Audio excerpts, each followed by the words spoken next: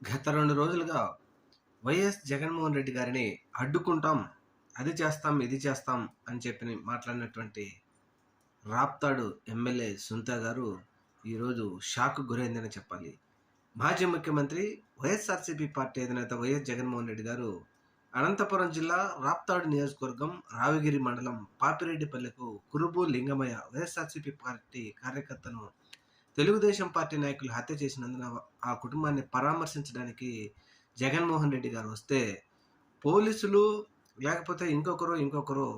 ఈ పబ్లిక్‌ను లేకపోతే వైఎస్ఆర్‌సీపీ పార్టీ కార్యకర్తలను ఆపాలని ఎంత ప్రయత్నించినప్పటికీ, కొన్ని చోట్లయితే పోలీసు వారు వెహికల్స్ పెట్టి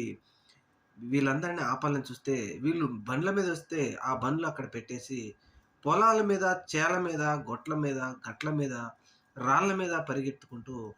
జగనన్నని కలవాలి, జగనన్నని చూడాలి అంటూ జగన్మోహన్ రెడ్డి గారికి దగ్గరికి పరిగెత్తుకొని వచ్చినటువంటి అనంతపురం జిల్లా ప్రజలు ఈ జన సందోహాన్ని చూసి మరి టీడీపీకి అక్కడ ఉన్నటువంటి ఎమ్మెల్యే గారికి ఒక విధమైన షాక్ తగిలిందని ఇప్పుడు సోషల్ మీడియాలో చర్చ జరుగుతూ ఉంది.